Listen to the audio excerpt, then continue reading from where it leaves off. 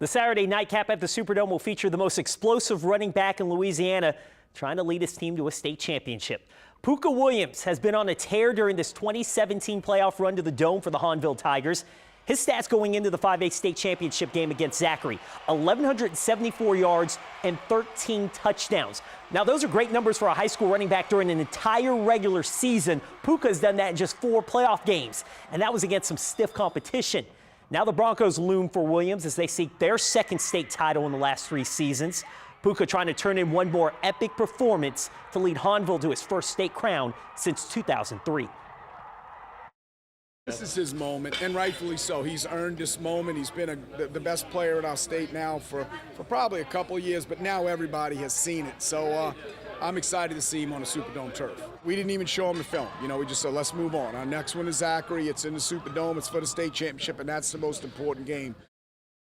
The Karr Cougars have the chance to repeat as state champions for the first time, but in order to do so, they'll face a Lakeshore squad making plenty of history this season. Perhaps no other game this weekend packs the intrigue like the 4A title game. And you've got to figure that Karr, the defending state champion, should be the favorite.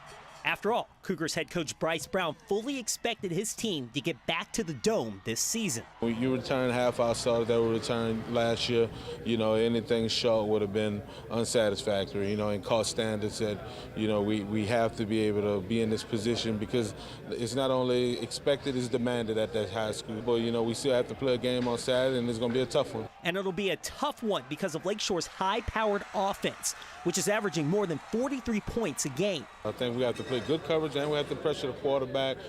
They play outstanding special teams also, and they play opportunistic defense. So we got our work cut out for us. The biggest thing Karr has is just overall speed and athleticism, you know, and they're very well coached. I think for us to be able to be successful, we got to be able to win the line of scrimmage, limit the turnovers, and limit the penalties. And while Karr knows what it feels like to win a state title and is no stranger to the postseason, Lakeshore won the school's first ever postseason game this year, followed by another 3. And a win on Saturday would be the perfect ending for head coach Craig Jones and his team. Oh, it would be great. I'd love to be able to bring a state championship back to our community. All the support they've shown us has been unbelievable as we've made this run. Just the way they've rallied behind our school, it'd be great to be able to bring a championship back to them. The Titans will get that chance Saturday afternoon.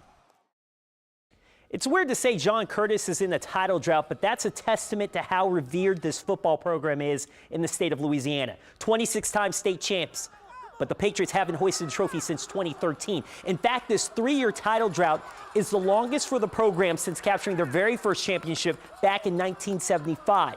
Curtis will try to end it Saturday at noon in the Division I final against Catholic High out of Baton Rouge. This will be the first ever meeting on the gridiron between the Patriots and the Bears.